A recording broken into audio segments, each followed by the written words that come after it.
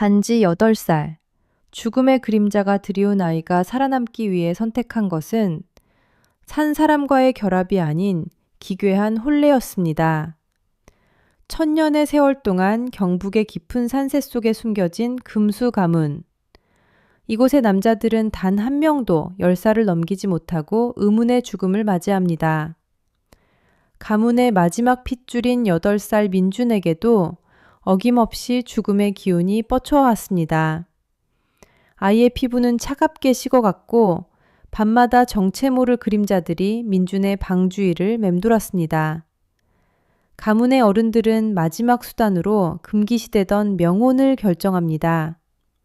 하지만 상대는 살아있는 소녀가 아니었습니다. 마을 금기구역인 곡소리 고개에서 가져온 붉은 비단이 감긴 의문의 목각 인형이었습니다. 혼례식 날 밤, 웅장하지만 서늘한 기운이 감도는 고택 마당에는 하얀 소복을 입은 노파들의 연불 소리만이 가득했습니다. 민주는 공포에 질린 채 작은 손으로 인형의 소매를 잡았습니다. 그런데 그 순간 영하의 날씨임에도 불구하고 인형의 손목에서 따뜻한 온기가 느껴지기 시작했습니다. 그리고 바람 한 점 없는 방 안에서 신부의 면사포가 미세하게 떨리며 민준의 귓가에 차가운 속삭임이 들려왔습니다. 이제 내가 너의 숨을 나누어 가질게. 그것은 저주를 막기 위한 보호였을까요? 아니면 더 거대한 악몽의 시작이었을까요? 혼례가 끝난 직후 방 안의 모든 촛불이 일제히 꺼졌습니다. 칠흑 같은 어둠 속에서 8살 민준이 느낀 것은 공포보다 더 선명한 온기였습니다. 죽음의 기운으로 얼음처럼 차가웠던 민준의 방에 정체 모를 따스한 숨결이 퍼지기 시작했습니다. 그 숨결의 근원은 바로 붉은 비단에 쌓인 목각 인형이었습니다. 민준이 떨리는 손으로 인형의 면사포를 살짝 들추었을 때 그곳에는 나무 질감이 아닌 투명할 정도로 하얀 피부를 가진 소녀의 얼굴이 있었습니다. 그녀의 눈은 깊은 밤의 바다처럼 검었고 그 속에는 슬픔과 결연함이 동시에 서려 있었습니다. 무서워하지 마라 민준아. 이제 네 고통은 내가 가져간다. 그녀의 입술은 움직이지 않았지만 목소리는 민준의 머릿속을 직접 울렸습니다. 그 순간 민준을 괴롭히던 지독한 가슴의 통증이 씻은 듯이 사라졌습니다. 대신 인형 신부의 하얀 저고리 위로 붉은 피 같은 얼룩이 서서히 번져나갔습니다. 가문의 어른들은 문 밖에서 숨을 죽인 채 이 광경을 지켜보고 있었습니다. 그들의 얼굴에는 안도감보다는 기묘한 죄책감이 서려 있었습니다. 사실 이 인형은 단순한 목각이 아니었습니다. 가문의 저주를 대신 짊어지고 죽어간 수많은 영혼들의 원한을 달래기 위해 살아있는 아이의 영혼을 가두어 만든 영매였던 것입니다. 민주는 살기 위해 누군가의 희생을 딛고 서게 된 셈이었습니다. 하지만 민주는 도망치지 않았습니다. 자신을 위해 대신 고통받는 신부의 차가운 손을 꼭 잡았습니다. 고마워요. 내가 꼭 구해줄게요. 8살 아이의 입에서 나온 말이라고는 믿기지 않을 만큼 단단한 다짐이었습니다. 그때 닫혀있던 문이 거칠게 열리며 검은 그림자가 방 안으로 들이닥쳤습니다. 그것은 가문의 저주를 상징하는 검은 신령이었습니다. 신령은 자신의 먹잇감인 민준을 빼앗긴 것에 분노하며 포효했습니다. 방 안의 기물들이 허공으로 솟구치고 집 전체가 흔들리는 아비규환 속에서 인형 신부는 민준의 앞을 가로막아 섰습니다. 그녀의 몸에서 눈부신 푸른 빛이 뿜어져 나오기 시작했고 그 빛은 검은 그림자와 격렬하게 충돌했습니다. 민주는 그 빛 속에서 보았습니다. 인형의 등 뒤에 수없이 박혀있는 저주의 말뚝들을. 이 가녀린 신부가 홀로 감당해온 천년의 무게를 말입니다. 검은 신령의 포효가 잦아든 방 안에는 정적만이 감돌았습니다. 민준의 눈앞에서 인형 신부의 하얀 얼굴에 거미줄 같은 금이 가기 시작했습니다. 쩍 하는 소리가 날 때마다 민준의 가슴도 함께 찢어지는 듯 했습니다. 인형 신부의 몸에서 뿜어져 나오던 푸른빛이 희미해지자 방문 너머로 무거운 발소리가 들려왔습니다. 민준의 아버지, 이 가문의 가주가 방으로 들어섰습니다. 아버지는 바닥에 쓰러진 인형을 보며 차가운 미소를 지었습니다. 수고했다, 민준아. 이제 그 인형은 수명이 다했으니 내게 넘기거라. 새로 고쳐주마. 하지만 민준은 보았습니다. 인형을 향해 뻗은 아버지의 손등에 검은 신령과 똑같은 문양이 새겨져 있는 것을요. 인형 신부의 경고는 사실이었습니다. 가문의 저주를 막아온 것이 아니라 아버지가 자신의 영생을 위해 자식과 이름 모를 영혼들을 제물로 바쳐왔던 것입니다. 민주는 부들부들 떨리는 작은 손으로 금이 간 인형 신부의 손을 더욱 꽉 쥐었습니다. 싫어요. 제가 지킬 거예요. 8살 아이의 눈에는 공포 대신 서슬퍼런 결의가 서려 있었습니다. 민준이 인형의 손목을 잡은 순간 인형의 몸속에 남아있던 마지막 푸른 영혼의 조각이 민준의 몸 안으로 흘러들어왔습니다. 민준의 혈관을 타고 흐르는 뜨거운 기운은 저주의 통증이 아닌 누군가를 지키고자 하는 강렬한 생명력이었습니다. 아버지는 당황한 듯 표정을 일그러뜨리며 소리쳤습니다. 그건 네 것이 아니다. 당장 내놔. 방 안의 공기가 급격히 차가워지며 아버지는 본색을 드러내기 시작했습니다. 하지만 민주는 물러서지 않았습니다. 자신을 위해 천년의 고통을 견뎌온 이 가녀린 신부를 위해 처음으로 세상에서 가장 큰 벽인 아버지에게 맞서기로 결심했습니다. 민준의 등 뒤로 거대한 푸른 그림자가 서서히 형상을 갖추기 시작했습니다. 거대한 푸른 신령의 포효는 가문의 저택 전체를 뒤흔들었습니다. 아버지는 믿을 수 없다는 듯 뒤로 물러서며 비틀거렸습니다. 그럴 리가. 1000년을 가둬둔 영혼이 어떻게 고작 8살짜리 아이와 공명한단 말이냐.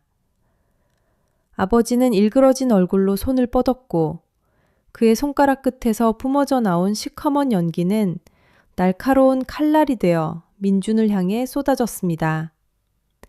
하지만 민준은 더 이상 눈을 감지 않았습니다. 인형 신부에게서 흘러들어온 푸른 빛은 소년의 작은 몸 안에서 거대한 용기가 되었습니다. 민준의 등 뒤에 나타난 신령의 거대한 손이 아버지가 쏜 검은 칼날들을 종잇장처럼 가볍게 튕겨냈습니다. 아버지, 아니, 당신은 더 이상 우리 가족이 아니에요. 당신은 그저 괴물일 뿐이에요. 민준의 목소리는 8살 아이라고는 믿기지 않을 만큼 낮고 단호했습니다.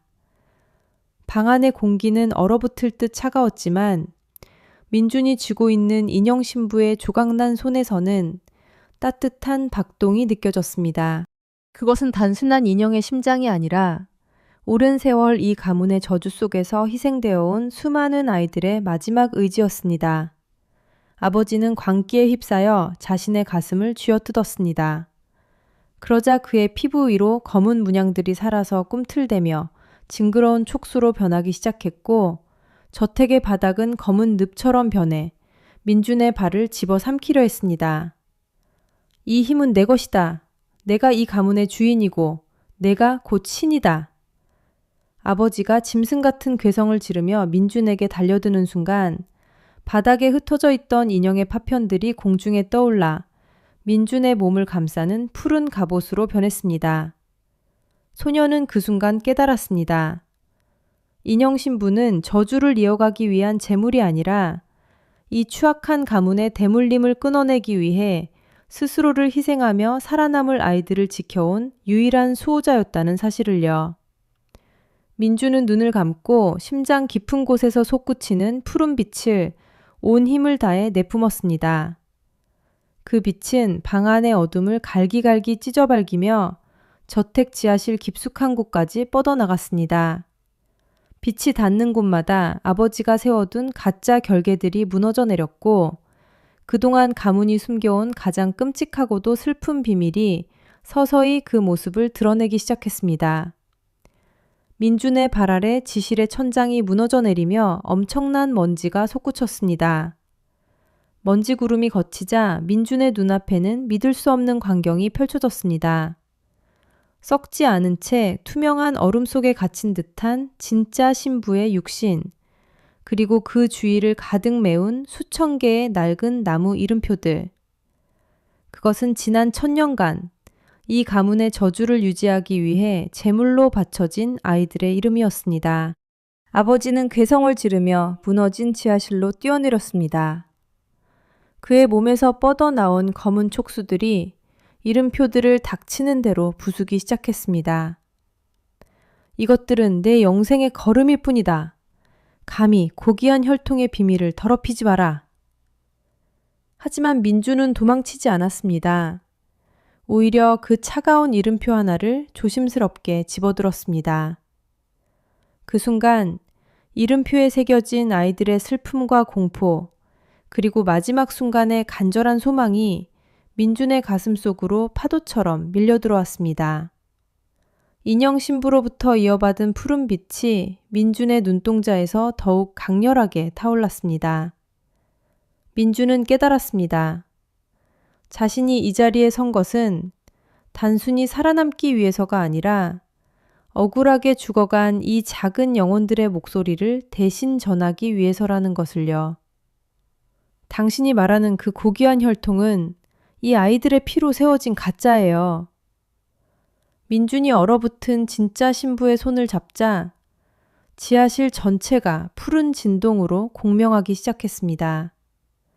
수천 개의 이름표에서 하얀 빛의 영혼들이 나비처럼 날아올랐고 그들은 민준의 등 뒤에서 거대한 빛의 날개가 되었습니다. 아버지의 검은 어둠이 빛에 닿자마자 비명을 지르며 타들어갔습니다. 절망적인 공포 속에서도 민준은 미소를 지었습니다. 그것은 자신을 지켜준 인형 신부와 이름 없는 아이들을 향한 약속이었습니다. 이제 이 저주받은 지옥을 끝내겠다는 소년의 결연한 의지가 어두운 지하실을 태양보다 밝게 비추기 시작했습니다. 드디어 주인이 오셨군요. 진짜 신부의 목소리는 갈라진 얼음 사이로 새어나오는 차가운 바람 같았습니다. 8살 민준의 작은 손을 잡은 그녀의 손가락은 서늘했지만 그 안에는 수천 년간 응축된 강력한 힘이 요동치고 있었습니다. 민준의 등 뒤에서 돋아난 수천 개의 하얀 빛의 날개들이 지하실의 눅눅하고 불쾌한 어둠을 순식간에 밀어냈습니다. 아버지는 자신의 몸이 빛에 닿아 재가 되어가는 것을 보며 핏발선 눈으로 절규했습니다. 안 돼, 그 힘은 내 것이다. 내가 1000년을 기다려온 영생이란 말이다.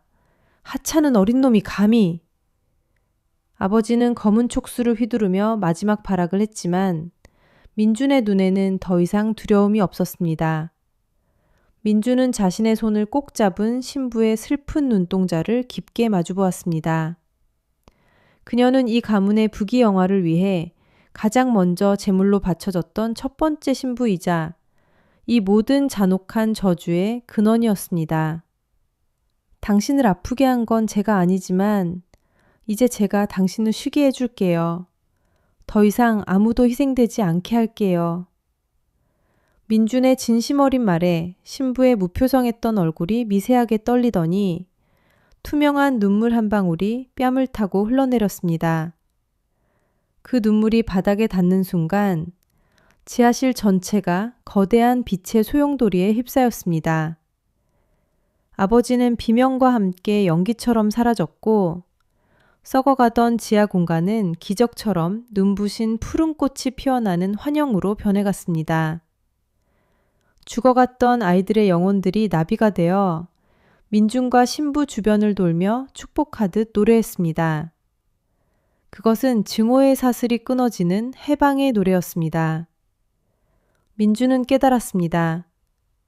자신이 이 지옥 같은 가문에 태어난 이유는 죽기 위해서가 아니라 이 길고 고통스러웠던 역사를 자신의 손으로 끝내기 위해서였다는 것을요. 8살 소년의 작은 어깨 위로 천년의 무게가 내려앉았지만 민준의 미소는 그 어느 때보다 밝고 단단했습니다.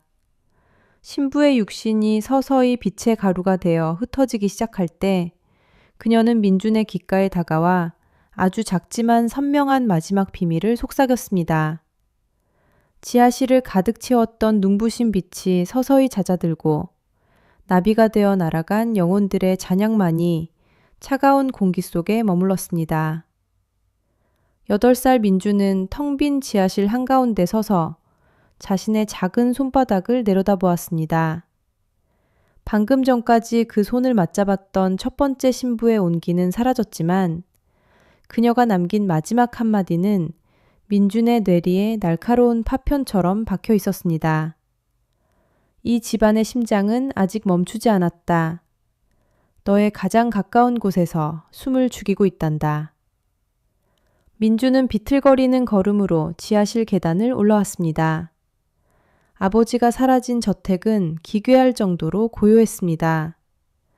평생을 공포의 그림자 속에서 살게 했던 그 거대한 어둠이 걷혔음에도 불구하고 민준의 심장은 알 수 없는 불길함으로 요동쳤습니다.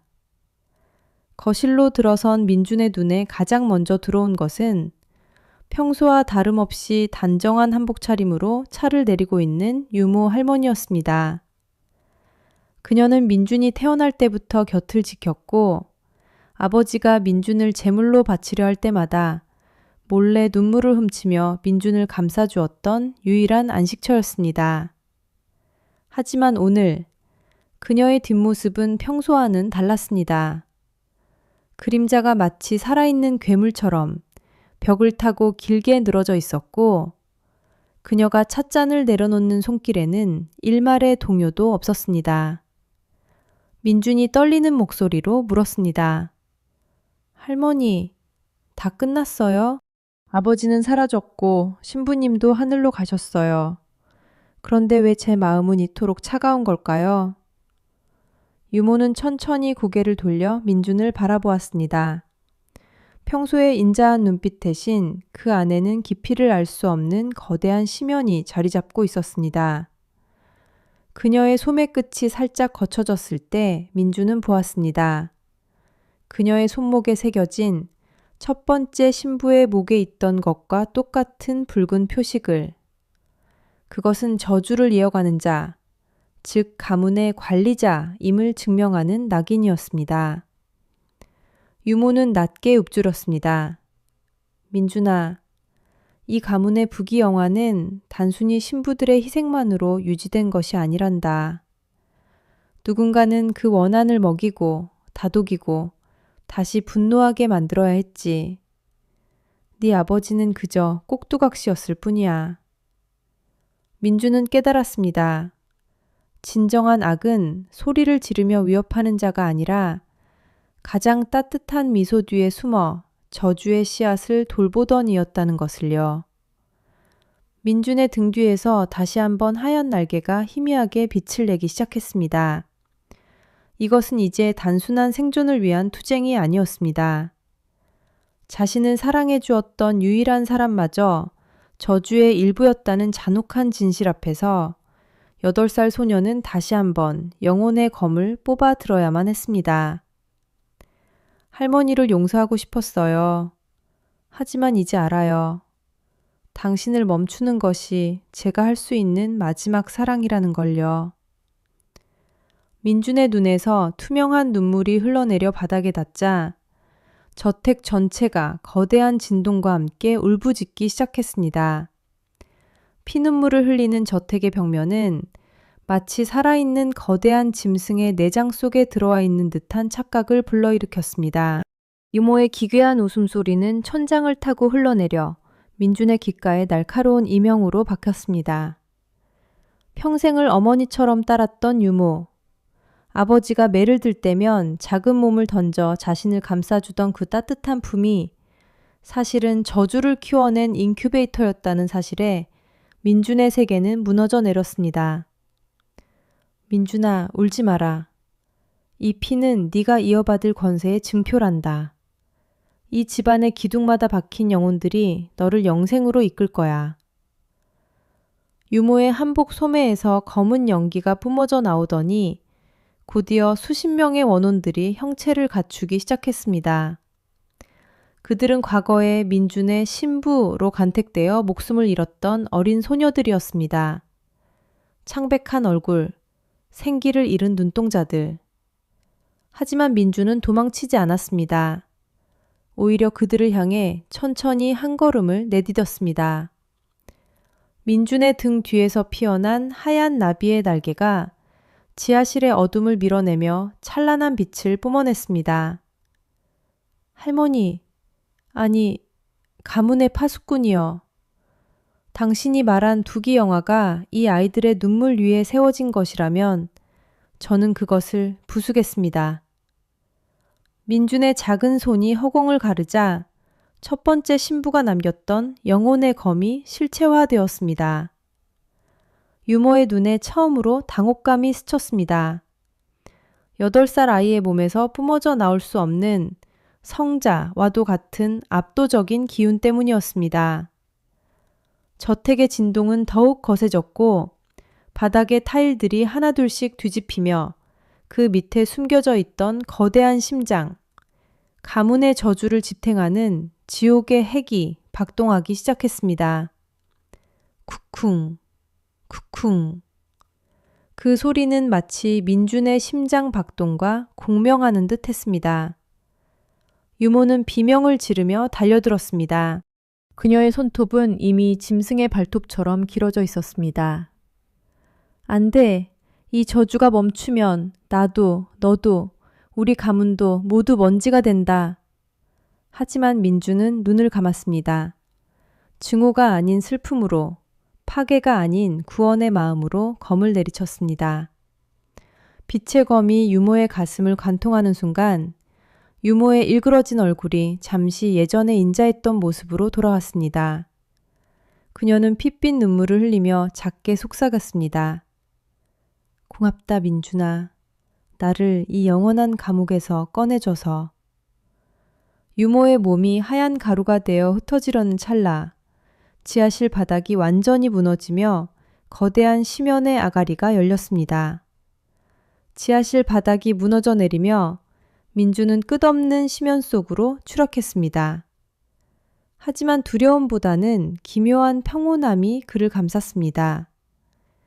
등 뒤에서 피어난 하얀 나비의 날개가 낙하 속도를 늦추며 어둠을 밝히는 유일한 등불이 되어주었습니다. 마침내 닿은 곳은 저택의 가장 깊은 곳, 가문의 시조가 잠든 금기된 사당이었습니다. 그곳에는 썩지 않은 채 황금 사슬에 묶여있는 거대한 형체가 있었습니다. 가문의 번영을 위해 자신의 영혼을 악마에게 팔아넘긴 시조의 육신이었습니다. 드디어 내 마지막 그릇이 도착했구나. 시조의 입은 움직이지 않았지만 뇌를 긁는 듯한 목소리가 울려 퍼졌습니다. 민준은 깨달았습니다.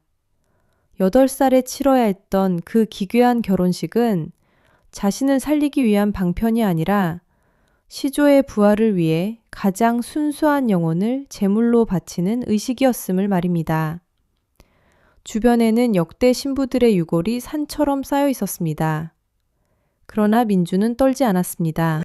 오히려 그 작은 손을 뻗어 차가운 황금 사슬을 어루만졌습니다. 당신은 수백 년 동안 이 차가운 탐욕 속에 갇혀 있었군요. 불쌍해요. 민준의 입에서 나온 말은 원망이 아닌 연민이었습니다. 순간 민준의 신장에서 뿜어져 나온 하얀 빛이 사슬을 타고 번져나가기 시작했습니다. 검은 피가 흐르던 시조의 혈관에 성스러운 빛이 주입되자 지하 사당 전체가 비명을 지르듯 진동했습니다. 민준의 등 뒤에 나타난 첫 번째 신부의 영혼이 민준의 어깨에 손을 얹었습니다. 그녀의 눈에선 더 이상 피눈물이 아닌 투명한 구원의 눈물이 흐르고 있었습니다. 민준은 시조의 가슴 한복판, 검게 타버린 심장을 향해 빛의 검을 겨누었습니다. 이제 그만 쉬게 해드릴게요. 이 지옥 같은 배고픔도 여기서 끝내요. 시조의 거대한 육신은 황금 사슬에 묶인 채 기괴하게 뒤틀려 있었습니다. 그의 말은 진실이었습니다. 수백 년간 이 가문을 지탱해온 것은 시조의 생명력이 아니라 제물로 바쳐진 신부들의 영혼을 동력원으로 삼은 저주받은 결계였기 때문입니다. 민준이 시조의 심장을 찌르는 순간 결계는 파괴되고 억눌려 있던 영혼들은 안식 대신 완전한 소멸을 맞이하게 될 운명이었습니다. 민준의 등 뒤에 서 있던 첫 번째 신부, 그리고 수많은 희생자의 혼령들이 동요하기 시작했습니다. 그들의 눈동자에는 두려움이 서렸습니다. 죽어서도 쉬지 못하고 구천을 떠돌던 그들에게 소멸은 존재 자체가 지워지는 가장 잔혹한 형벌이었습니다. 시조는 민준의 흔들리는 눈빛을 놓치지 않았습니다. 어떠냐, 어린아이여. 영웅이 되고 싶어 나를 처단하려 했겠지만 결국 너는 내 손으로 저 가여운 여자들을 2번 죽이게 되는 셈이다. 차라리 칼을 내려놓고 나의 그릇이 되어라. 그러면 저들은 영원히 내 안에서 살 수 있다. 민준의 작은 손이 부르르 떨렸습니다. 빛의 검끝이 바닥을 향해 힘없이 쳐졌습니다. 사당의 공기는 차갑게 식어갔고 어둠은 다시 민준의 발목을 타고 올라오기 시작했습니다. 하지만 그 순간 민준의 어깨에 투명하고 따뜻한 손길이 느껴졌습니다. 바로 첫 번째 신부였습니다. 그녀는 피눈물이 닦인 맑은 눈으로 민준을 바라보며 나지막이 속삭였습니다. 민준아, 두려워하지 마렴. 우리는 이미 오래전에 죽은 자들. 억지로 이어온 이 고통스러운 존재의 끝이 소멸이라면 우리는 기꺼이 그것을 받아들일 거야. 더 이상 너 같은 아이가 이 지옥에 들어오지 않는 것. 그것만이 우리의 유일한 소원이야. 그녀의 목소리를 시작으로 어둠 속에 숨어있던 수많은 영혼이 하나둘씩 빛을 내며 모습을 드러냈습니다. 그들은 슬픔이 아닌 평온한 미소를 짓고 있었습니다. 민준은 깨달았습니다. 진정한 구원은 단순히 살아남는 것이 아니라 잘못된 굴레를 끊어내는 용기라는 것을요. 민준은 다시 검을 굳게 쥐었습니다. 하지만 그의 눈에는 살기가 아닌 깊은 연민이 서려 있었습니다.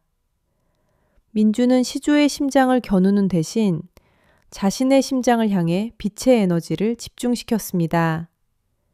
아니요, 아무도 소멸하지 않아요. 당신의 어둠도, 누나들의 슬픔도 내가 다 안고 갈게요.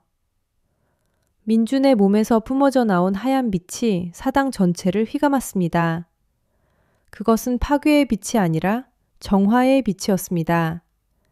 시조의 검은 피가 흐르던 혈관 속으로 민준의 순수한 생명력이 역류에 들어가기 시작했습니다. 시조는 고통에 몸부림치며 비명을 질렀습니다. 탐욕으로 가득 찼던 그의 육신이 빛에 녹아내리며 황금 사슬이 하나둘씩 끊어져 나갔습니다. 민준은 시조의 썩어가는 가슴에 손을 얹고 간절히 기도했습니다. 이 가문의 모든 죄업을 자신이 짊어지겠노라고. 그 순간 사당 천장이 무너져 내리며 지상에서 한 줄기 햇살이 쏟아져 들어왔습니다. 어둠 속에 갇혀있던 영혼들이 빛의 입자가 되어 하늘로 승천하기 시작했습니다. 그들은 소멸하는 것이 아니라 민준의 희생을 통해 진정한 해방을 맞이하고 있었습니다. 무너져 내린 사당의 잔해 사이로 차가운 새벽 안개가 스며들었습니다. 모든 영혼이 해방된 그 자리, 홀로 남겨진 민준의 등 뒤로 돋아난 검은 날개는 마치 밤의 어둠을 찢어 밝힌 듯 기괴하고도 웅장했습니다. 시조의 모든 죄업과 가문의 저주를 자신의 몸으로 받아낸 결과였습니다. 민주는 자신의 작은 손을 내려다보았습니다. 손가락 끝부터 서서히 검은 낙인이 번져가고 있었고 심장 박동은 마치 거대한 괴물의 고동 소리처럼 귓가를 울렸습니다. 이제 제가 저주 그 자체가 된 건가요? 민준이 나지막이 읊조리는 순간 무너진 돌무더기 너머에서 다급한 발소리가 들려왔습니다. 바로 이 비극적인 결혼의 동반자이자 민준과 함께 죽음의 문턱을 넘나들었던 8살 어린 신부 서연이었습니다. 그녀는 겁에 질린 표정으로 먼지 구름을 헤치며 나타났습니다. 하지만 서연의 눈에 비친 민준은 괴물이 아니었습니다. 피투성이가 된 채 검은 날개를 짊어지고 서 있는 세상에서 가장 슬프고도 고결한 수호자의 모습이었습니다. 서연은 주저없이 달려와 민준의 차가운 손을 맞잡았습니다. 민준아, 무서워하지 마. 네가 무엇이 되었든 나는 너의 신부야. 우리가 약속했잖아. 끝까지 함께하기로. 서연의 따뜻한 온기가 민준의 몸속으로 파고들자 요동치던 검은 기운이 잠시나마 진정되는 듯 했습니다. 하지만 그때 민준의 머릿속에 시조의 잔인한 웃음소리가 다시 환청처럼 들려왔습니다. 어리석구나. 신부가 왜 필요했는지 아직도 모르겠느냐. 그녀는 너를 살리는 재물이 아니라 네 안에 악마를 가두는 창살이다. 민준은 전율했습니다. 자신이 이 어둠을 감당하지 못하고 폭주하는 순간 가장 가까이 있는 서연이 그 대가를 치러야 한다는 사실을 깨달은 것입니다. 사당 밖에서는 가문의 어른들이 횃불을 들고 몰려오고 있었습니다. 그들에게 민주는 이제 가문을 지키는 아이가 아니라 반드시 제거하거나 통제해야 할 살아있는 저주일 뿐이었습니다. 민주는 서연의 손을 뿌리치려 했지만 서연은 더욱 꽉 힘을 주어 잡았습니다. 가자 민준아. 이 지옥 같은 곳을 나가서 우리가 살 곳을 찾자. 소년과 소녀는 무너진 사당의 뒷문으로 향했습니다. 민준의 검은 날개가 바닥에 긴 그림자를 드리웠고 그 뒤를 쫓는 어른들의 증오 섞인 함성이 가문을 뒤흔들기 시작했습니다. 이것은 끝이 아니라 저주를 품은 채 살아남아야 하는 소년의 잔혹하고도 아름다운 여정의 시작이었습니다. 차가운 새벽 공기를 가르는 것은 어른들의 비겁한 외침이었습니다. 그 아이를 놓아라 민준. 그 계집은 네 안에 악마를 가두는 창살일 뿐이다. 창살이 부서지면 너도 이 가문도 끝장이야. 가문의 우두머리인 정손의 목소리에는 탐욕과 공포가 뒤섞여 있었습니다. 민준의 등 뒤로 돋아난 거대한 검은 날개가 분노로 가늘게 떨렸습니다. 시조의 모든 저주를 몸으로 받아낸 민준에게 이제 인간의 상식은 통하지 않았습니다. 하지만 그의 눈앞에는 차가운 칼날 아래에서도 자신을 바라보며 미소 짓는 서연이 있었습니다. 민준아, 울지 마. 나는 괜찮아. 네가 괴물이 아니라는 걸 나는 알아. 서연의 가녀린 목소리가 소년의 귓가를 때렸습니다. 그 순간 민준의 몸을 감싸고 있던 검은 기운이 형태를 바꾸기 시작했습니다. 그것은 파괴의 힘이 아니라 소중한 것을 지키고자 하는 간절한 의지였습니다. 민준은 한 걸음 내디뎠습니다. 발이 닿는 바닥마다 검은 연꽃이 피어나듯 저주의 기운이 서렸고 사당 전체가 거대한 진동과 함께 요동쳤습니다. 횃불을 들고 서 있던 어른들은 그 위압감에 눌려 뒷걸음질 쳤습니다. 민준의 눈동자가 보랏빛으로 번뜩이며 입을 열었습니다. 당신들이 말하는 저주가 이런 것이라면 나는 기꺼이 그 저주를 받아들이겠습니다. 하지만 서연이를 건드리는 자는 가문의 안녕이 아니라 영원한 지옥을 보게 될 것입니다. 소년의 목소리는 8살 아이의 것이라고는 믿기지 않을 만큼 묵직하고 신성했습니다. 민준이 손을 뻗자 서연의 목을 겨누던 칼날들이 마치 녹아내리듯 바닥으로 떨어졌습니다. 검은 날개가 서연을 부드럽게 감싸 안았고 어둠 속에서 오직 두 아이만이 찬란한 빛을 내뿜고 있었습니다. 그것은 가문이 수백 년 동안 숨겨온 진실. 저주는 오직 순수한 희생과 사랑 앞에서만 힘의 근원이 된다는 사실을 증명하는 순간이었습니다. 민주는 서연을 품에 안은 채 자신들을 억압하던 사당의 높은 벽을 향해 날개를 펼쳤습니다. 이제 이들은 도망자가 아닌 스스로의 운명을 개척하는 개척자가 되려 합니다. 사당의 무거운 대문이 열리고 달빛이 쏟아져 들어왔을 때 우리를 기다리고 있었던 것은 자유가 아닌 절망적인 재회였습니다. 3년 전 나를 지키려다 우물에 던져졌던 어머니가 그곳에 서 있었습니다. 하지만 그녀는 더 이상 내가 기억하던 따뜻한 모습이 아니었습니다. 창백하다 못해 푸른빛이 도는 피부, 갈기갈기 찢어진 하얀 소복, 그리고 무엇보다 나를 무너지게 한 것은 그녀의 두 눈에서 끊임없이 흘러내리는 검은 액체였습니다.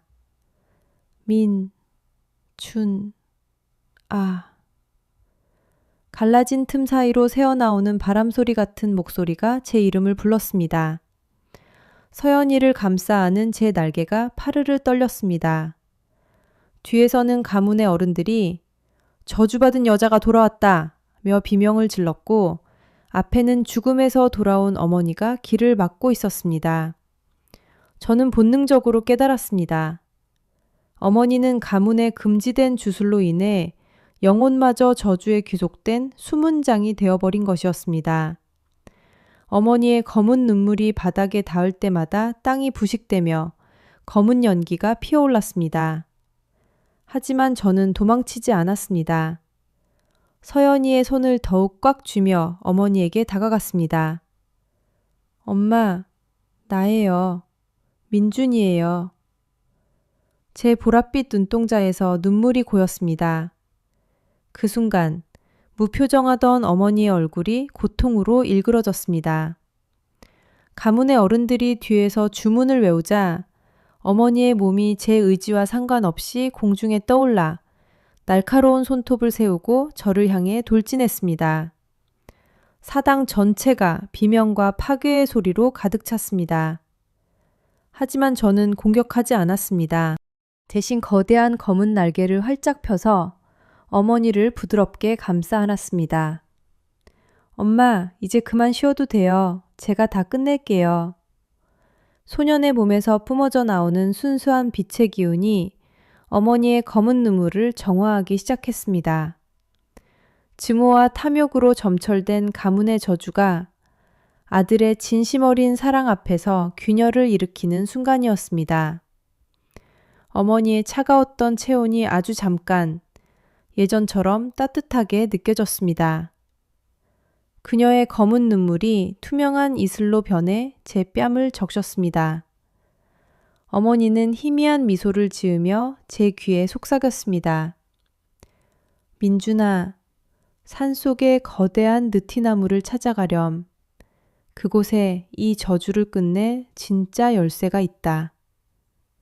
그 말을 끝으로 어머니의 형체는 수천 개의 하얀 나비가 되어 흩어지기 시작했습니다. 어른들의 탐욕이 만들어낸 비극적인 괴물이 아닌 오직 아들을 사랑했던 한 여인으로서의 마지막 퇴장이었습니다. 저는 흩어져 찌는 나비들을 바라보며 맹세했습니다. 이 가문이 숨긴 추악한 진실을 모두 파헤치고 나와 서연이 그리고 어머니를 얽어맨 이 지독한 사슬을 내 손으로 끊어버리겠다고 말입니다. 우리를 가로막던 사당의 결계가 산산조각나며 무너져 내렸습니다.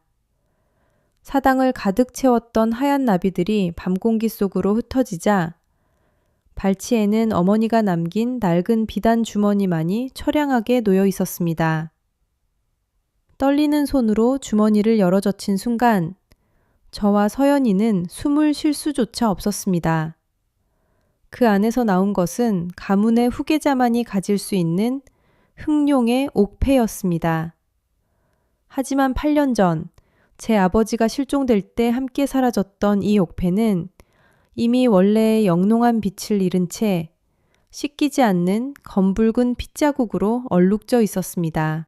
어머니는 죽음의 문턱을 넘나들면서도 이 증거를 지키기 위해 그 지옥 같은 수문장 노릇을 견디셨던 것입니다. 이게 왜 엄마한테 있었던 거지? 제 의문이 가시기도 전에 사당 어둠 속에서 가문의 어른들이 기괴한 비명을 지르며 달려들었습니다. 그건 가문의 성물이다. 저주받은 아이가 감히 손댈 물건이 아니야. 탐욕에 눈이 먼 노인들의 얼굴은 이미 인간의 것이 아닌 악귀의 형상을 하고 있었습니다. 그들은 어머니의 희생 따위는 안중에도 없었습니다. 그 순간 제 등 뒤에서 돋아난 거대한 검은 날개가 본능적으로 서연이를 감싸 안았습니다. 제 보랏빛 눈동자에서 뿜어져 나오는 순수한 분노의 빛이 사당 전체를 뒤흔들었습니다. 더 이상 당신들의 뜻대로 되지는 않을 거야.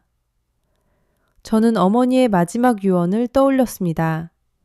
산속 어딘가에 있다는 거대한 느티나무.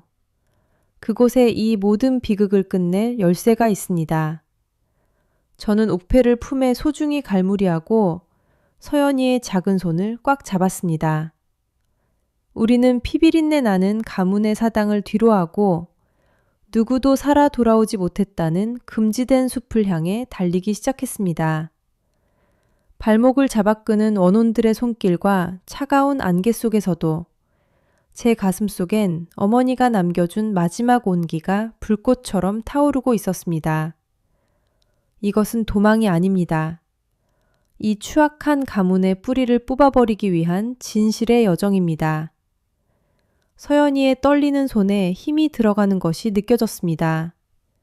민준아, 난 괜찮아. 끝까지 함께 할게.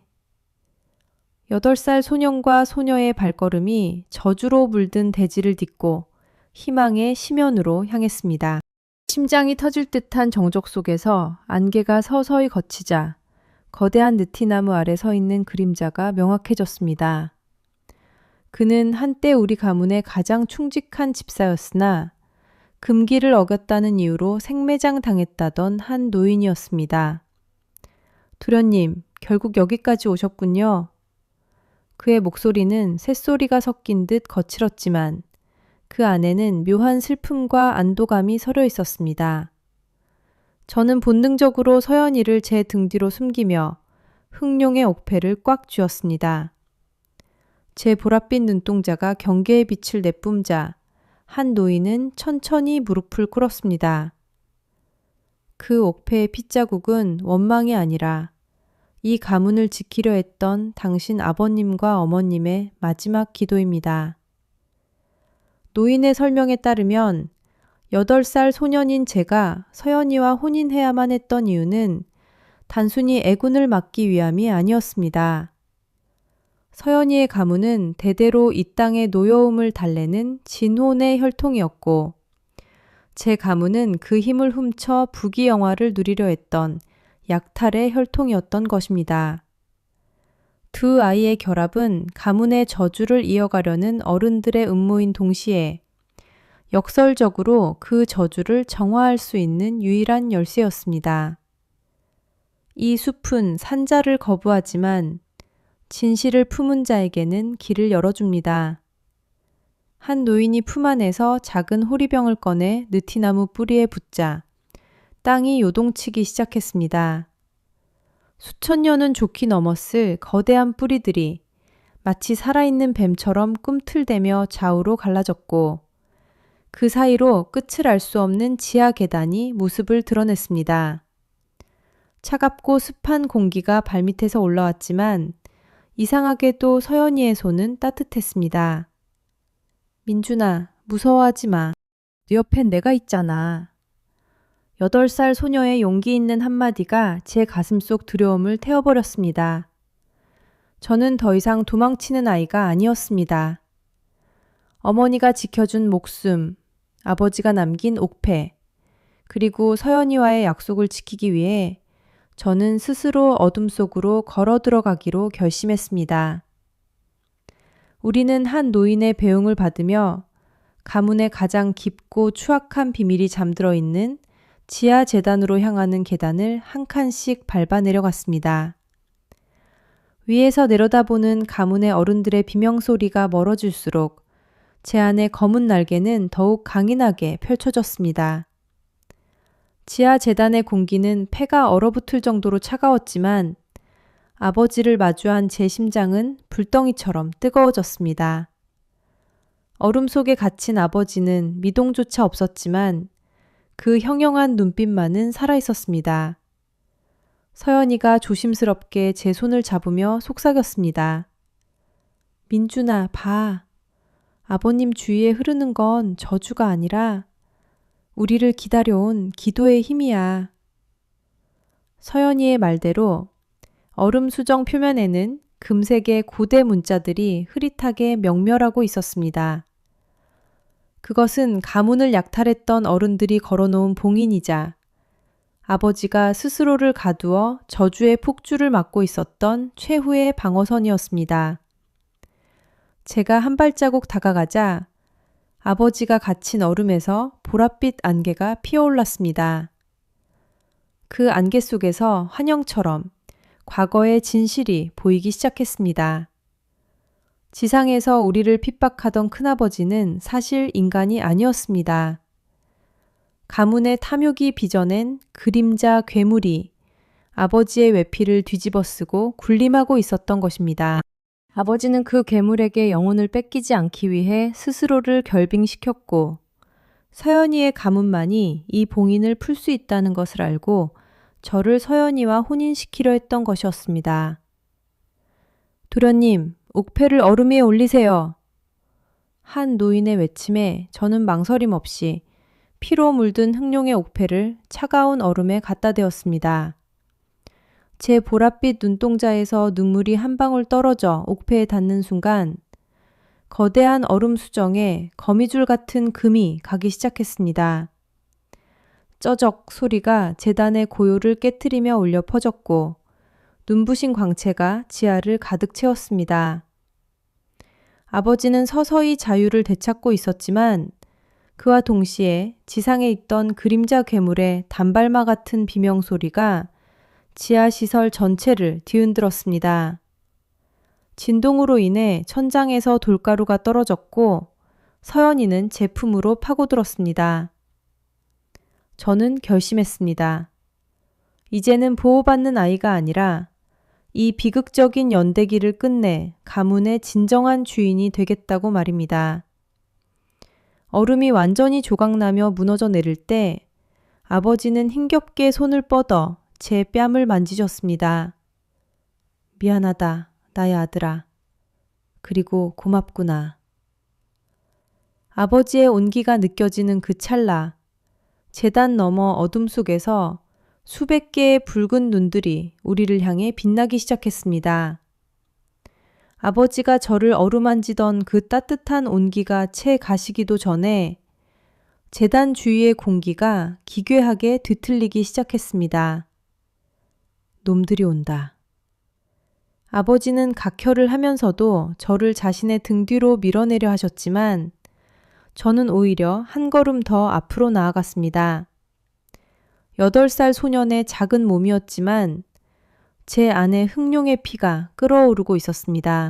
어둠 속에서 기어나온 그림자 병사들은 인간의 형상을 하고 있었지만 그들의 심장 부근에는 차가운 보랏빛 불꽃이 타오르고 있었습니다. 그것은 우리 가문의 선조들이 탐욕을 위해 팔아넘긴 영혼들의 잔재였습니다. 서연이는 자신의 손가락을 깨물어 그 피로 재단의 바닥에 거대한 방어진을 그리기 시작했습니다. 민준아, 두려워하지 마. 내 가문의 빛이 너의 길을 밝힐 거야. 서연이의 외침과 동시에 그녀의 손끝에서 황금빛 빗줄기가 뿜어져 나왔습니다. 그 빛은 제 보랏빛 눈동자와 공명하며 재단 전체에 거대한 진동을 일으켰습니다. 그림자 병사들이 비명을 지르며 연기처럼 흩어지는 찰나 저 멀리 지하 통로 끝에서 묵직한 발소리가 들려왔습니다. 바로 큰아버지의 외피를 쓴 그 그림자 괴물이었습니다. 그는 더 이상 인간의 모습을 유지하지 못한 채 수십 개의 검은 촉수가 달린 기괴한 형상으로 변해 있었습니다. 내 놈들이 감히 나의 영생을 방해하려 드느냐. 괴물의 목소리는 지하 동굴 전체를 무너뜨릴 듯 울려 퍼졌습니다. 저는 옥패를 꽉 쥐었습니다. 옥패의 날카로운 모서리가 손바닥을 파고들어 피가 흘렀지만 고통조차 느껴지지 않았습니다.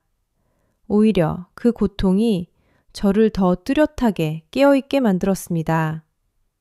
아버지는 제 어깨에 손을 얹으시며 나지막이 말씀하셨습니다. 민준아, 진정한 용기는 적을 죽이는 것이 아니라 네 안에 있는 어둠을 다스리는 것이다.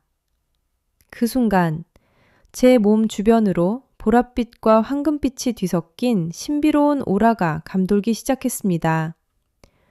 이것은 저주가 아니라 두 가문의 운명이 하나로 합쳐져 만들어낸 새로운 성역이었습니다. 괴물이 거대한 팔을 내뻗어 우리를 짓누르려 할 때 저는 눈을 감고 제 안에 흐르는 모든 기운을 하나로 모았습니다. 우리는 더 이상 당신의 노예가 아니야. 제가 눈을 뜬 순간 지하 재단은 태양보다 더 밝은 정화의 빛으로 가득 찼습니다. 빛의 소용돌이가 잦아든 후 제 폐부 깊숙이 스며든 공기는 얼음처럼 차갑고 무거웠습니다. 무너진 천장 너머로 보인 것은 우리가 늘 보던 푸른 하늘이 아니었습니다. 그곳에는 거대한 핏빛 달이 하늘의 절반을 차지한 채 떠 있었고 대기는 마치 깨진 거울 조각들이 떠다니는 것처럼 기괴하게 일렁이고 있었습니다. 민준아, 여긴 대체 어디야? 서연이의 떨리는 목소리에 저는 그녀의 작은 손을 더욱 꽉 쥐었습니다. 제 손바닥의 상처에서 흐른 피가 옥패를 적시자 옥패는 마치 심장처럼 고동치며 보랏빛 빛을 내뿜었습니다. 우리는 가문의 비극이 시작된 곳, 산자와 죽은 자의 경계인 영혼의 틈새에 발을 들인 것이었습니다. 발밑의 흙은 검은 연기처럼 바스러졌고 주변의 고목들은 고통에 찬 비명을 지르듯 기괴하게 뒤틀려 있었습니다. 멀리서 들려오는 흐느낌은 우리 가문의 탐욕 때문에 저주에 갇힌 조상들의 원혼이었습니다.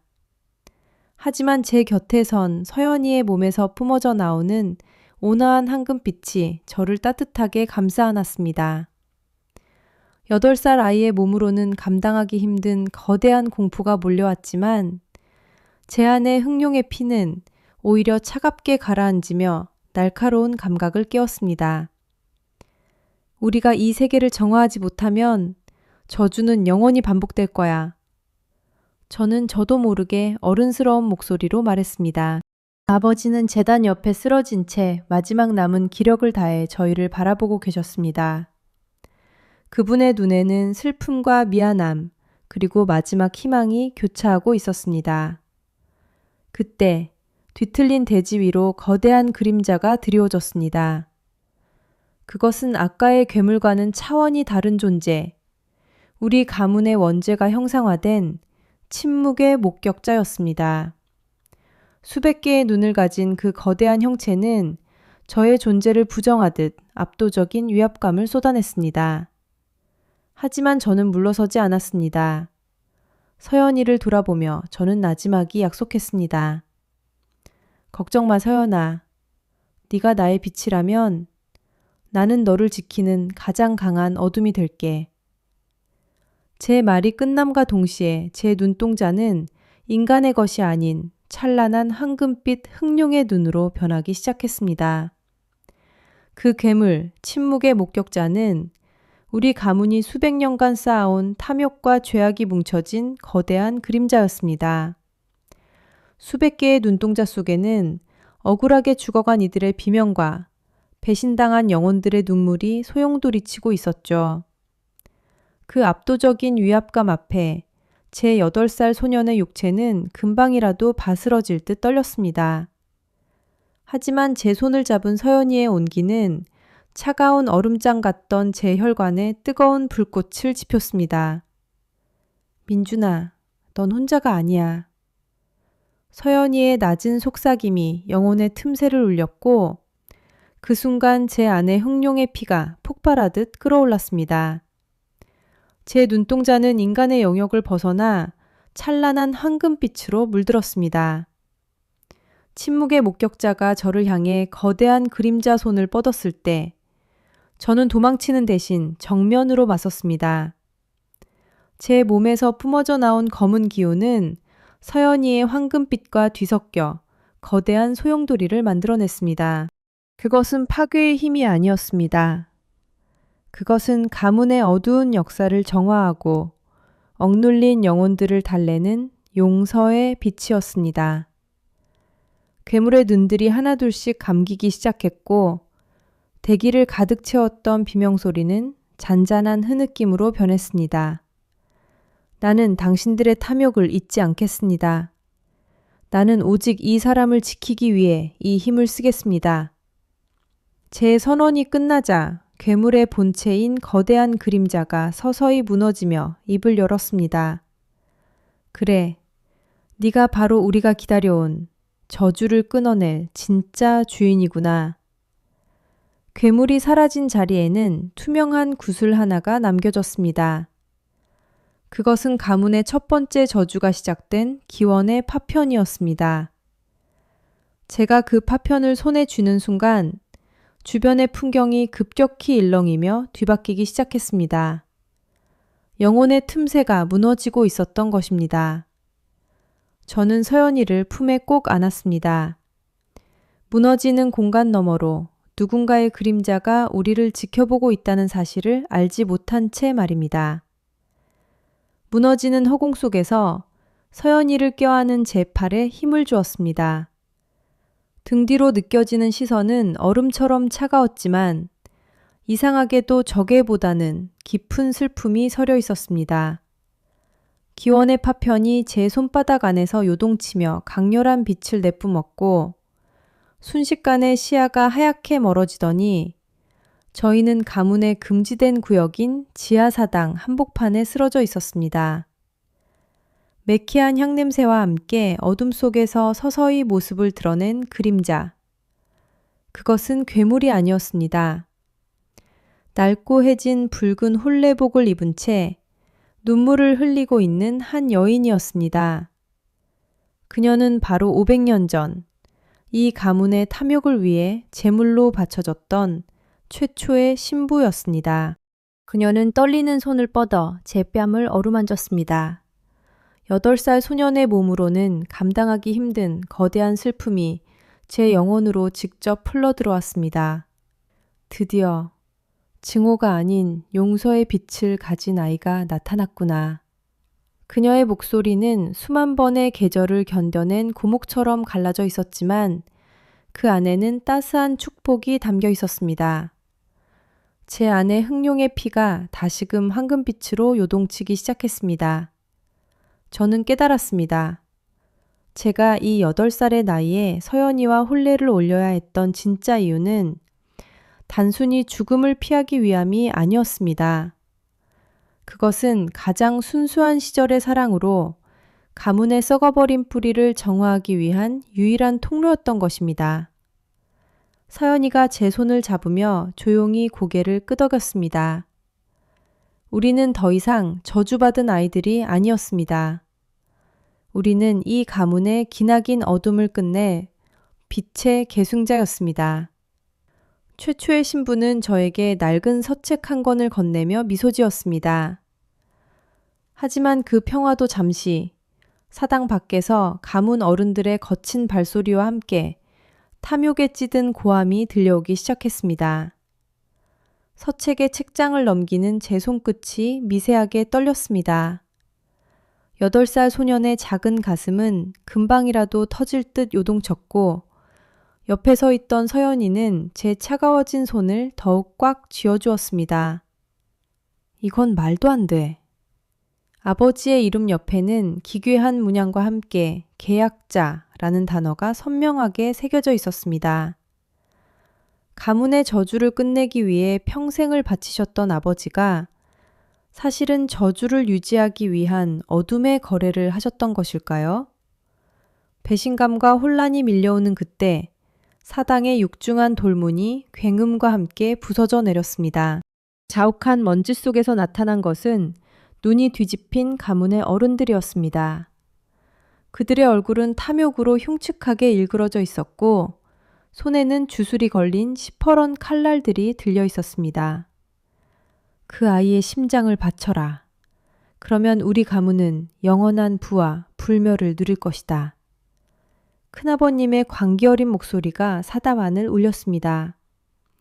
공포로 몸이 굳으려던 찰나 제 손에 든 서책에서 눈부신 황금빛 빗줄기가 뿜어져 나왔습니다. 아버지의 이름 위로 새로운 글자들이 살아 움직이듯 떠올랐습니다. 그것은 계약의 내용이 아닌 저에게 보내는 마지막 유언이었습니다. 나의 아들아, 내가 짊어진 이 핏빛 멍에를 너에게만은 물려주지 않기 위해 나는 스스로 어둠이 되기로 했다. 아버지는 가문의 탐욕을 채우기 위함이 아니라 저주를 안에서부터 무너뜨리기 위해 악마와 거짓 계약을 맺고 자신을 스스로 제물로 예비해 두셨던 것이었습니다. 아버지는 우리를 버린 게 아니었어. 우리를 지키려 하셨던 거야. 제 눈에서 뜨거운 눈물이 흘러내렸습니다. 그것은 슬픔이 아닌 진실을 마주한 자의 용기였습니다. 제 몸속에 흑룡의 피가 다시금 요동쳤지만 이번에는 파괴가 아닌 치유와 보호의 기운이었습니다. 서연이의 손에서 전달되는 온기가 저의 황금빛 기운과 섞여 사당 전체를 감싸는 거대한 보호막을 형성했습니다. 달려들던 어른들은 보이지 않는 신성한 덕에 부딪혀 뒤로 낮아빠졌습니다. 최초의 신부님이 미소 지으며 제 머리를 따스하게 쓰다듬었습니다. 너의 아버지는 가장 깊은 어둠 속에서도 너라는 빛을 믿으셨단다. 이제 네가 그 믿음을 증명할 때다. 그녀의 형체가 눈부신 가루가 되어 사라지며 사당 지하 깊숙한 곳으로 통하는 비밀 통로가 서서히 열렸습니다. 그곳은 가문의 진짜 신장 부이자 저주가 시작된 근원지가 있는 곳. 저는 이제 더 이상 도망치지 않기로 했습니다. 8살 소년의 몸이지만 제 안에는 아버지의 숭고한 희생과 서연이의 변치 않는 믿음, 그리고 500년의 하늘 끝내 계승자의 힘이 깃들어 있었습니다. 가자 서연아, 이제 우리가 이 가문의 마지막 저주를 끊어낼 차례야. 우리는 어두운 통로를 향해 당당히 발을 내디뎠습니다. 등 뒤에서 들려오는 어른들의 비명 섞인 고함 소리는 이제 저에게 아무런 두려움도 주지 못했습니다. 지하 기포 속의 공기는 비릿한 피냄새와 곰팡이 섞인 한기로 가득했습니다. 쇠사슬이 짤랑거리는 소리가 고요한 정적을 깨뜨렸고 그 끝에는 하얀 소복을 입은 어머니가 계셨습니다. 어머니의 몸을 칭칭 감고 있는 쇠사슬에는 가문의 비열한 저주 주술이 붉게 박동하며 그녀의 생명력을 빨아들이고 있었습니다. 어머니? 제 목소리가 가늘게 떨렸습니다. 8살 소년이 감당하기엔 너무나 잔혹한 진실이었습니다. 가문은 저주를 유지하기 위해 가장 순결한 영혼인 어머니를 제물로 바쳐 억지로 숨만 붙여놓았던 것입니다. 어머니는 초점 없는 눈으로 저를 응시하다가 제 곁에 서연이를 보고는 마침내 마른 입술을 뗐습니다. 우지 마라, 현아. 이곳은 저주의 심장이 뛰는 곳이다. 어머니의 목소리는 갈라진 땅처럼 거칠었지만 그 안에는 20년을 버텨온 모성애의 강인함이 서려 있었습니다. 제 등 뒤로 큰아버님과 어른들의 고함 소리가 가까워졌습니다. 도망칠 곳은 없었습니다. 그때 서연이가 제 손을 더욱 꽉 쥐었습니다. 현아, 느껴져? 어머니가 지키고 계신 건 저주가 아니라 저주를 끝낼 마지막 열쇠야. 서연이의 말과 동시에 제 품 안의 서책이 다시 한번 황금빛으로 진동했습니다. 아버지가 남기신 글귀가 어머니의 쇠사슬 위로 겹쳐 보였습니다. 사랑하는 아들아, 어둠을 걷어내는 것은 분노가 아니라 지키고자 하는 마음이란다. 저는 깨달았습니다. 제 몸속에 흐르는 흑룡의 피는 파괴를 위한 것이 아니라 소중한 사람들을 속박에서 풀어주기 위한 힘이라는 것을요. 저는 눈을 감고 제 안에 두려움을 몰아냈습니다. 서연이의 맑은 기운이 제 몸을 타고 흘러들어와 흑룡의 검은 기운과 섞이기 시작했습니다. 검은 연기는 순식간에 눈부신 백금색 빛으로 변했고 사당 지하 전체를 환하게 비추었습니다. 어머니, 이제 그만 쉬게 해드릴게요. 제가 이 지옥을 끝내겠습니다. 제가 어머니의 쇠사슬에 손을 대자 살을 파고드는 듯한 고통이 전해졌습니다. 하지만 포기하지 않았습니다. 8살 소년의 작은 손에서 뿜어져 나오는 빛은 가문의 500년 묵은 원한의 사슬을 하나씩 녹여버리기 시작했습니다. 어머니의 눈에서 맑은 눈물이 흘러내렸고 사슬이 끊어질 때마다 지하 동굴 전체가 거대한 지진이라도 난 듯 요동쳤습니다. 지하 석실의 거대한 문이 육중한 소리를 내며 열리자 그 안에서 뿜어져 나온 것은 단순한 냉기가 아니었습니다. 그것은 수백 년간 응축된 원한과 핏빛 욕망이 뒤섞인 숨조차 쉴 수 없는 압도적인 위압감이었습니다. 먼지 구름 사이로 서서히 모습을 드러낸 존재는 가문의 시조이자 영생을 위해 악마와 계약했던 태초의 그림자였습니다. 그의 눈은 타오르는 지옥불처럼 붉었고 그가 발을 내디딜 때마다 경고했던 대리석 바닥이 검게 타들어갔습니다. 가소롭구나. 고작 8살 먹은 어린 핏줄이 나의 안식을 방해하다니. 그의 목소리는 지하 동굴 전체를 흔들었고 제 심장을 옥죄어 왔습니다. 하지만 저는 물러서지 않았습니다. 제 뒤에는 방금 사슬에서 풀려나 가쁜 숨을 몰아쉬는 어머니가 계셨고 제 손을 꼭 잡은 서연이가 있었기 때문입니다. 제 몸 안에서 요동치던 백금색의 흑룡 기운이 적의 어둠에 반응하며 더욱 거세게 타올랐습니다. 당신이 우리 가문을 지옥으로 몰아넣은 장본인이군요. 이제 그 끔찍한 연쇄를 제가 끊겠습니다. 저는 아버지가 남기신 서책의 마지막 장을 떠올렸습니다. 그곳엔 기술이 아닌 마음의 눈으로 세상을 보라는 가르침이 적혀 있었습니다. 서연이의 맑은 기운이 제 단전을 타고 흘러들어와 백금색 빛과 융합되자 제 시야가 바뀌기 시작했습니다. 시조의 거대한 몸체 곳곳에 흐르는 검은 마력의 흐름, 그리고 그 중심에서 고동치는 저주의 핵이 보였습니다. 저는 작은 손을 뻗어 허공에 빛의 궤적을 그렸습니다. 그것은 파괴를 위한 공격이 아니라 뒤엉킨 운명을 풀어내는 정화의 몸짓이었습니다. 시조는 광기 어린 웃음을 터뜨리며 검은 폭풍을 일으켰지만 제 주변을 감싼 백금색 방어막은 단 한 치의 흔들림도 없었습니다.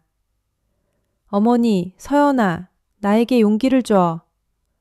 제가 외치는 순간 어머니의 눈물 젖은 기도가 제 등에 따스한 온기로 닿았습니다. 그 온기는 곧 거대한 빛의 날개가 되어 제 등 뒤에서 펼쳐졌습니다. 8살 소년의 작은 체구에서 뿜어져 나온다고는 믿기지 않는 성스러운 광의가 지하실 전체를 하얗게 집어삼켰습니다. 시조의 검은 그림자가 그 빛에 닿자 비명을 지르며 쓰러져 가기 시작했습니다. 수백 년간 가문을 짓눌러온 저주의 안개가 걷히고 비릿한 피냄새 대신 은은한 연꽃 향기가 진동했습니다. 하지만 시조는 사라지기 직전 기괴한 미소를 지으며 서연이를 가리켰습니다. 너는 속고 있다, 아이야. 네가 지키려는 저 소녀가 바로 나의 가장 완벽한 그릇이었음을. 그 말과 동시에 서연이의 눈동자가 순식간에 칠흑 같은 어둠으로 변하며 바닥으로 쓰러졌습니다. 지하 석실의 공기는 이제 차가운 정적만이 감돌았지만 제 품에 안긴 서연이의 몸에선 형언할 수 없는 불길한 진동이 느껴졌습니다.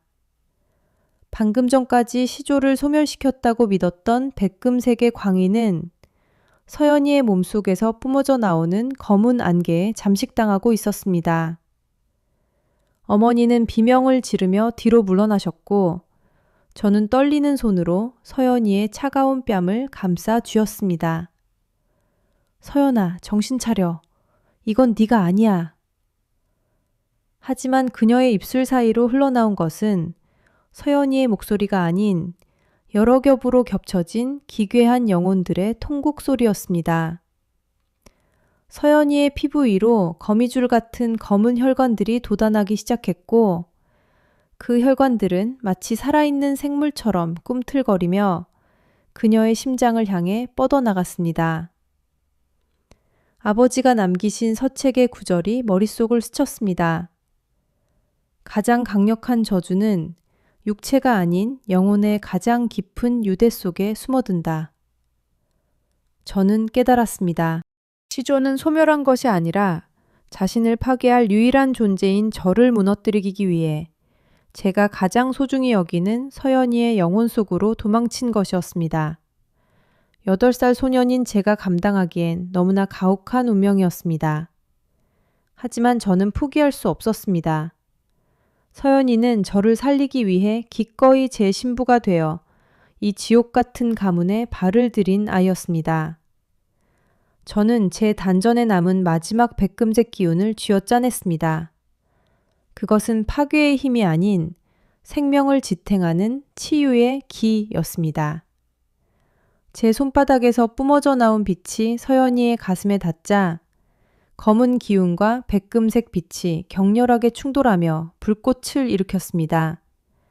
서연이의 몸이 공중으로 떠올랐고 그녀의 등 뒤로 시조의 거대한 환영이 나타나 저를 비웃었습니다. 어리석은 아이야. 그녀를 정화하려 할수록 그녀의 영혼은 갈갈이 찢길 것이다. 시조의 조롱 섞인 외침에도 저는 눈을 감고 서연이와의 기억에 집중했습니다. 우리가 처음 만났던 날의 수줍은 미소, 무서운 밤에 제 손을 꼭 잡아주던 그 온기, 그 순수한 유대감이 제 안의 흥룡 기운을 성스러운 빛으로 승화시켰습니다. 빛의 날개가 더욱 거대하게 펼쳐지며 지하실의 어둠을 밀어내기 시작했고 서연이의 검은 안개가 조금씩 옅어지는 것이 보였습니다. 땀방울이 피처럼 흘러내리고 의식이 흐릿해지는 찰나 서연이의 감겨있던 눈꺼풀이 파르르 떨렸습니다.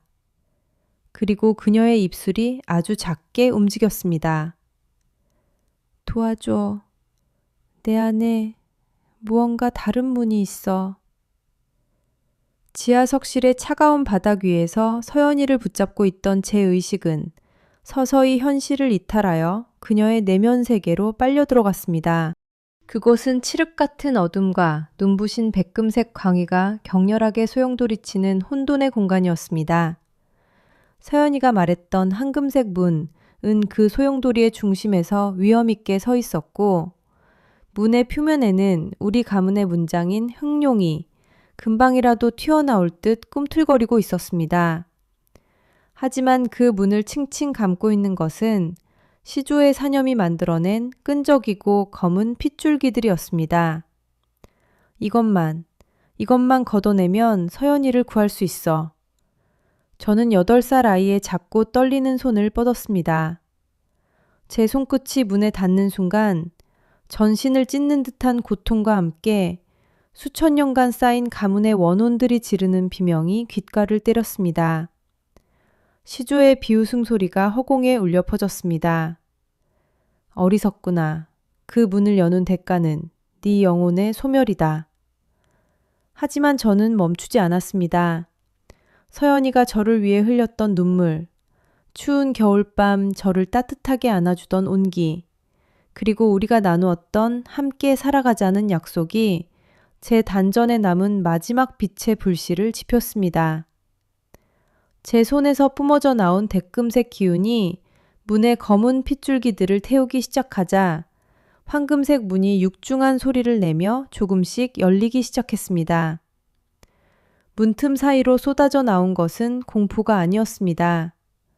그것은 아주 오래전, 가문이 저주받기 전에 아름다웠던 기억들과 서연이의 가장 순수한 본성이 담긴 에메랄드빛 안개였습니다. 저는 온 힘을 다해 문을 밀어젖혔습니다. 빛이 폭발하며 제 시야를 가렸고 눈을 떴을 때 저는 황금빛으로 가득 찬 광활한 도서관 같은 공간에 서 있었습니다.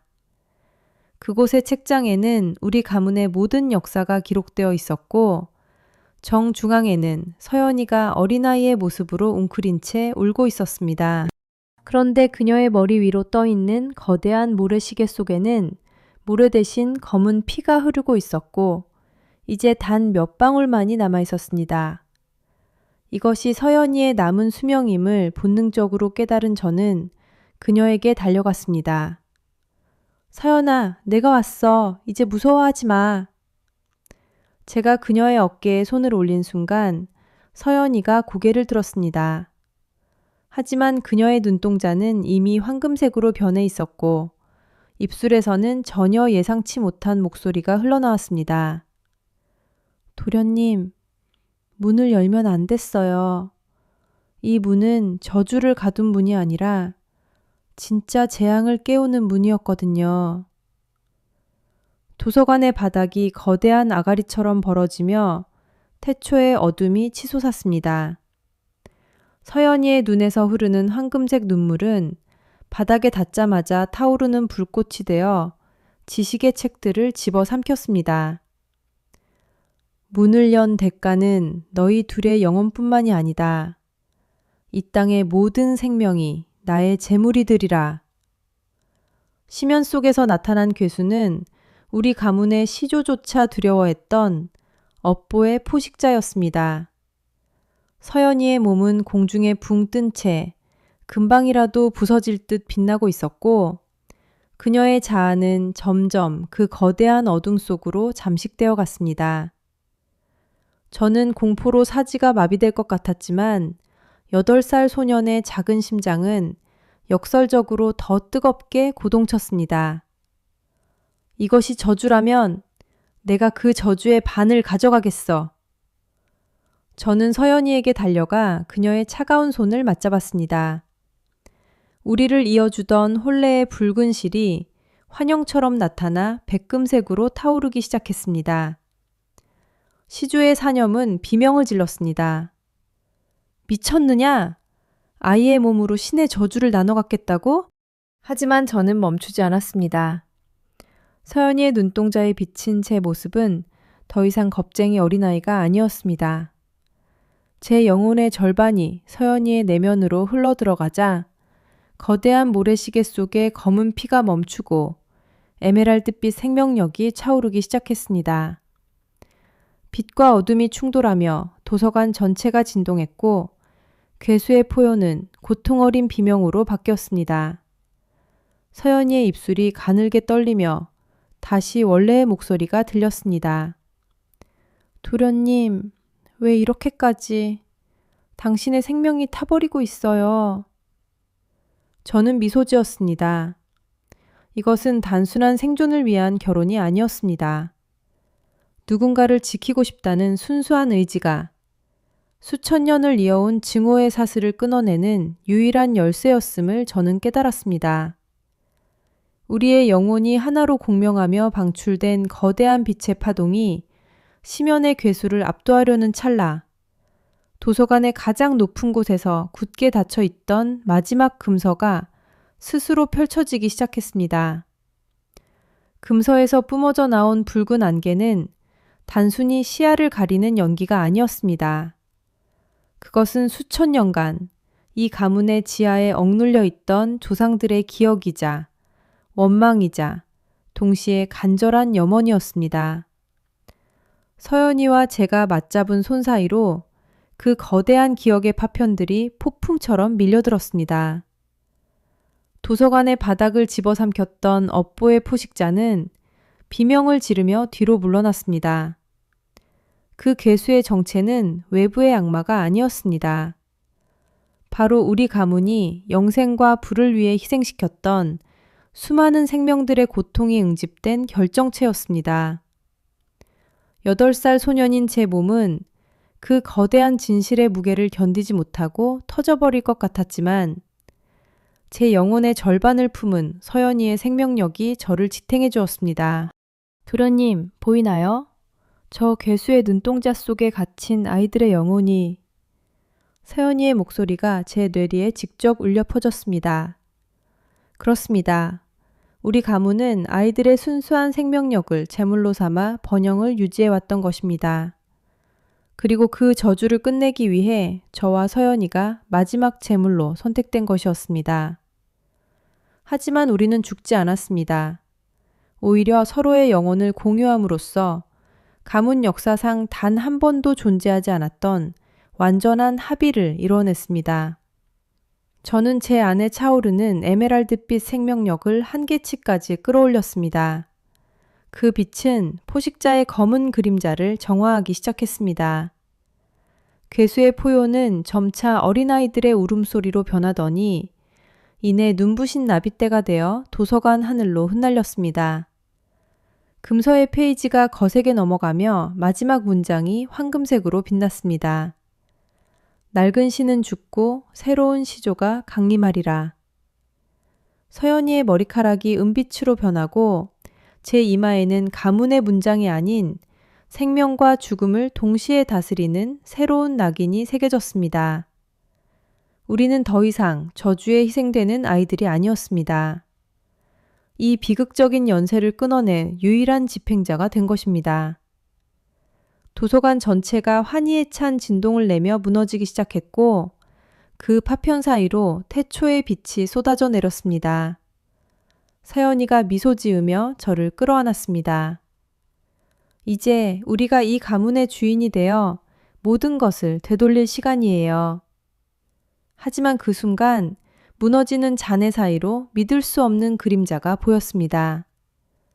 무너져 내리는 금서, 도서관의 잔해 사이로 나타난 아버지는 제가 기억하던 인자한 모습이 아니었습니다. 그의 눈에는 핏발이 서 있었고 손에 쥔 비수는 검은 마귀를 내뿜으며 울부짖고 있었습니다. 미안하다 내 아들아. 이 저주를 끝내기 위해선 가문의 직계인 네 심장이 필요해. 아버지의 목소리는 갈라져 있었고 그 뒤에는 가문의 원혼들이 검은 그림자가 되어 그를 조종하고 있었습니다. 8년 전 아버지는 도망친 것이 아니었습니다. 저주를 짊어지고 홀로 싸우다 결국 어둠에 잠식당해 버린 것이었습니다. 하지만 저는 더 이상 예전의 겁쟁이 꼬마가 아니었습니다.